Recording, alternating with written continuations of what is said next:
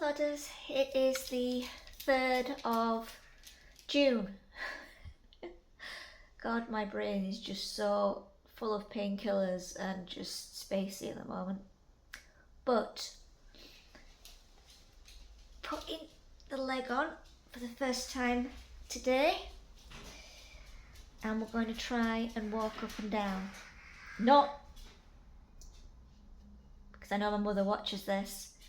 Start running up and down the dining room, taking it easy, because I found that I can go on my crutches hopping around, and it actually is okay enough now. So I'm just going to point you down there for our usual walking spot. Try to ignore the encouragement of the crows in the background. I'll just slowly stand up, just bear my weight. Oh. Okay, so stood up like this, no pain. There's a little bit on the very end of my stump where it's pressing on, probably like a neuroma or something that I had on the very end, that the crotch operation was supposed to deal with, but it hasn't. But it's not a major problem. But stood up right now, no pain on the back. I can actually stand up without my crutches and just transfer my weight back and forward, which I have been doing every day just to get my body used to the weight. And we're going to start walking up and down very slowly, because I can, when I move my thigh, feel it pulling at the very top where I've got a literal indent where they took out that large neuroma, and I can feel it, the stitches inside, you know, pulling a little bit. So we're going to do a very slow walk, okay? So I'm putting a lot of my weight through the crutches. I'm not putting it through my leg. And what I'm doing is, I'm literally hopping, doing this sort of thing, but putting my foot down, walking slowly through. And this doesn't hurt. Just walking very slowly. This doesn't hurt at all. My thigh feels almost numb. So I am putting a lot of weight on the crutches. Just walking up and down. Just stepping through. Just getting used to that motion of stepping through again.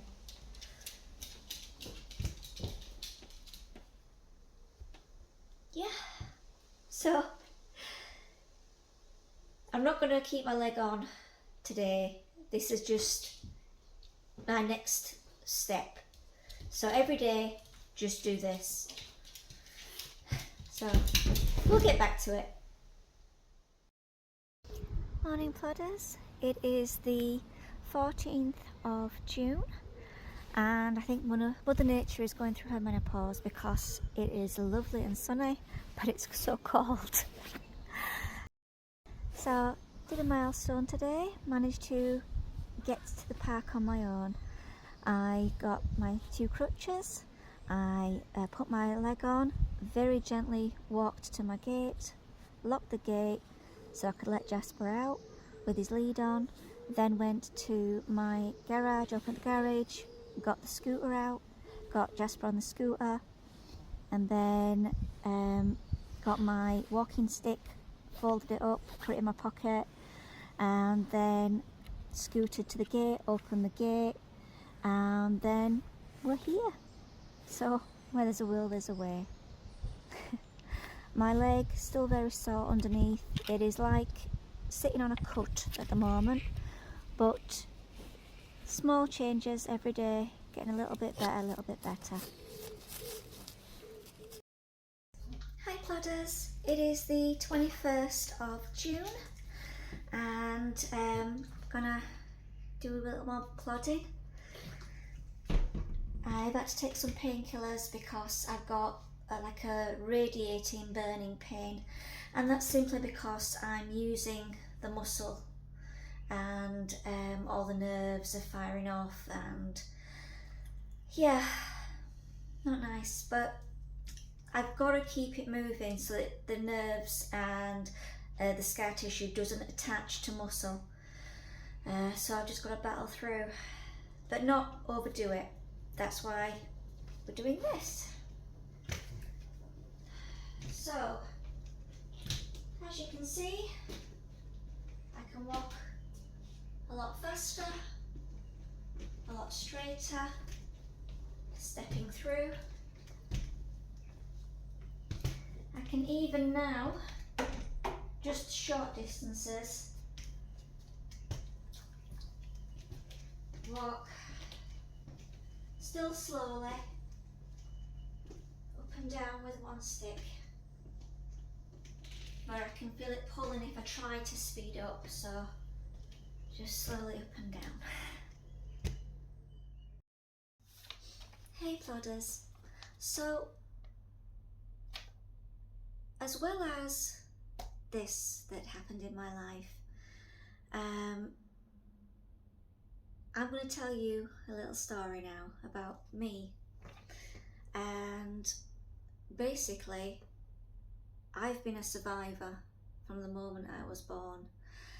I've had so much, you could say bad luck, but then I could always turn it around to say that I survived each situation. So I've actually had to make a list just so I can go through it. So, when I was born, on the 4th of February,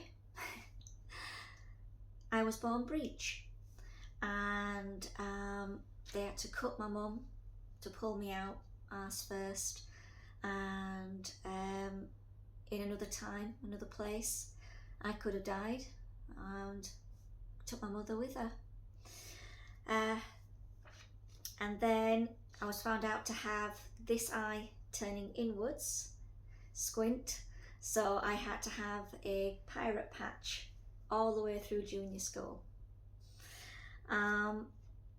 Then at 1 year old, I managed to pull a boiling pot of water that was on the cooker off and down. It burnt all down my face, scarred all down here, and I still have the scar here, and you can actually see the line of where my baby grow was.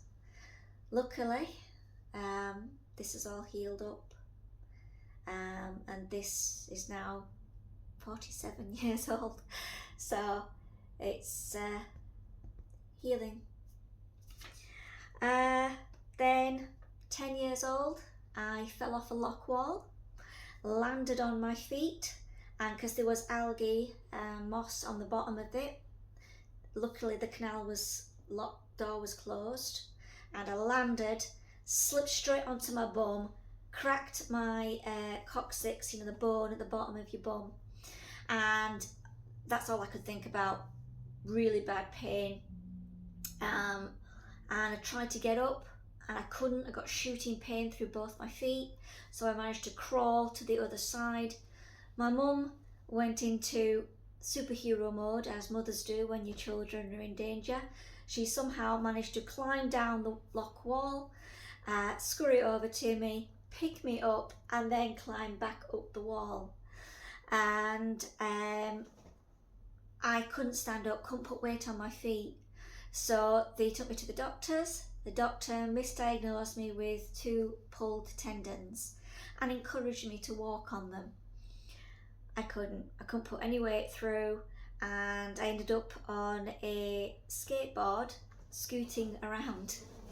And after a week, my mum said, that's it, bad enough, and got the neighbour to take me to the hospital, where they x-rayed me and found out that I'd cracked both balls of my ankles. And because I'd been encouraged to walk on them, they'd slid out slightly, so that when they actually came to put the casts on, and then 2 weeks, obviously they take them off, it took me at least 4 months, 5 months for me to be able to walk properly. And even then, if I walked for long distances, my balls of my feet really throbbingly ached, and even my shoes wore out at a slight slant. But again, I could have landed, and if I hadn't have slipped on that algae, maybe the shock could have gone straight up my spine and I could have been, paralysed. Who knows? Then at 13, I started my period, and for the first year, okay, but then it got worse and worse and worse, and each month the pain built up and built up and built up, until the point where I was bleeding very heavily. I was in so much pain that I had to go to the hospital to have injections for the pain. Obviously back and forth to the doctors, trying to convince them that I was in absolute debilitating agony for at least 3 days. But they kept coming back to me saying, no, you're okay, you're all right, put up with it. Here's some more painkillers.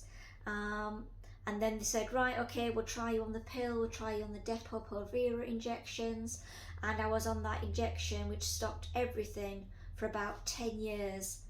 But they didn't tell me that you're not supposed to be on it that long. And one of the side effects of having too much of that progesterone, I think it is, was that it made the walls of my bladder become incredibly thin. So when I came off it, I found out that I'd got interstitial cystitis, which is basically bladder pain syndrome, which the acidity in my bladder eats away at the wall more easily, and I get really bad blisters, internal blisters and burns if I have acidic foods. Yay! I forgot to mention here that it took until I was 43 years old for the doctors to finally check me out, find out that I had endometriosis, and say, okay, yes, we'll let you have a hysterectomy. And then in my 20s, I contracted a thing called Helicobacter pylori, which is a gross thing. We all have Helicobacter, which is a bug in our stomach, which is one of the flora and fauna of our gut biome. But if you have somebody else's inside your stomach, then it causes this superbug called Helicobacter pylori, and it's only found in fecal matter. So that means at some point I either didn't wash my hands and then I had something to eat, or I picked it up from something and I didn't wash my hands, and I contracted that. And basically what it did was it causes severe vomiting, diarrhea. I couldn't keep food down, and got misdiagnosed with tummy bugs and things like that. And it took months and months and months for them to diagnose me, and I had to have loads of strong antibiotics. This course of 2 weeks antibiotics to finally get rid of it, because it has to go through the stomach acid to get to the lining to actually get rid of that bug. And that completely wrecked my my healthy bacteria that was there, and gave me irritable bowel syndrome, which I had to manage. And because I like doing things with my hands a lot, sanding, woodworking, things like that, my hands started to get really bad pains and seize up on a night and have these really bad intense pins and needles, shooting pain.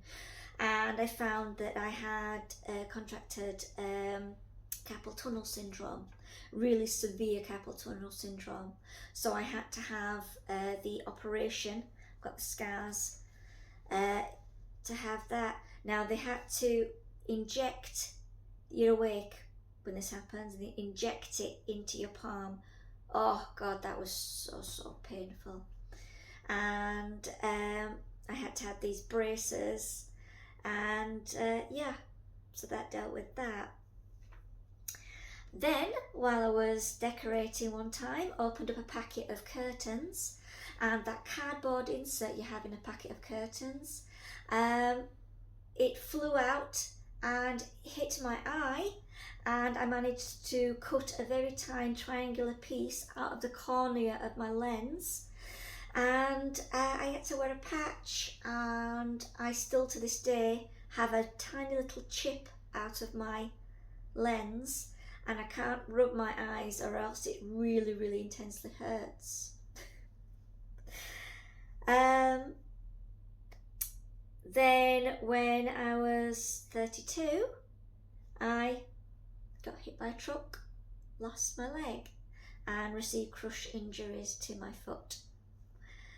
So, as well as those are just all the physical injuries that I've received throughout my life, I've also had a lot of mental trauma that I don't need to discuss here, but it's just to let you know that because I've been through so much in my life, that I think when it came to actually having this accident, I was in that mentality of, right, okay, fine, this is something else I have to deal with. How do I deal with it? How do I get through this? And I just automatically went into survivor mode. I think if I didn't have any of that, I didn't have the other mental traumas as well, that I think I would have shut down and got into the why me mode and not actually got through it. But yeah. So it's one of those things where you can look at it either, oh my God, so much bad luck, but oh my God, I survived. Each time something happened, I got through it, and I'm fighting every day. So when something else happens, I just get on with it because I have to. And I don't know, it makes me think, like, you know, they have that joke of, what was I in a past life to have all this stuff happen to me all the time, constantly.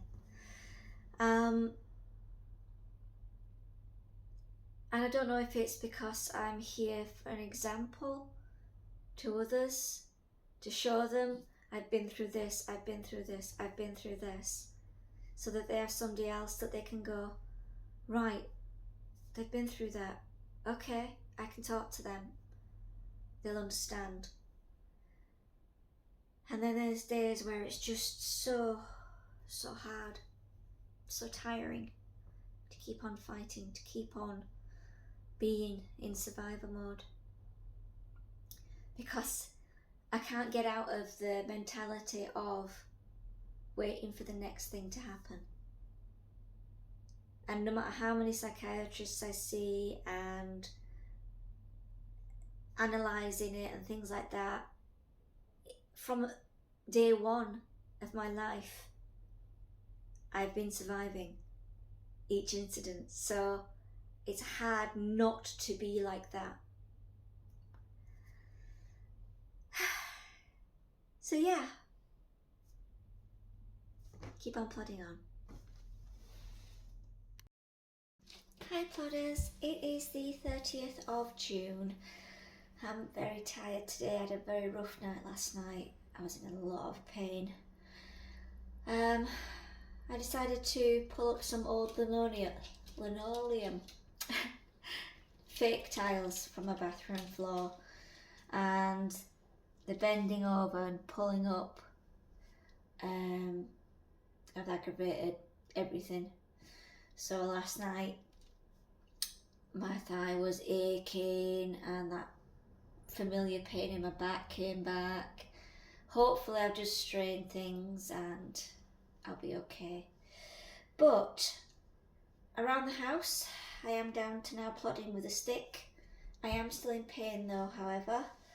Mainly on the end of my stump, where it's butting up against, the nerves are butting up against a neuroma, some scar tissue. So I'm trying to massage that every night and just keep on moving as the doctor suggested. So this is what I can do now. So again, still slowly, but it's just when I push through and do that step, it hurts here.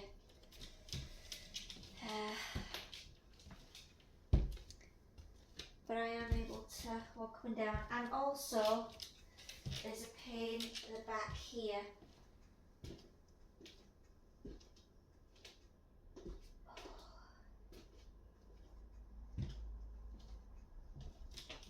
Now, that pain at the back, I'll show you a picture now. As you can see, there is a little dot, and it could either be like a spot or it could be one of the stitches working its way to the surface. But whatever it is, it's very sore, and where it is, obviously I'm sitting on it and pressing on it, but I'm keeping an eye on it, keeping it clean. Yeah, 34 days until I get to go to Whitby. I'm hoping that it will be just with my stick and I can just slowly plod, because I can just sit. But yeah, taking its time, that we're getting there.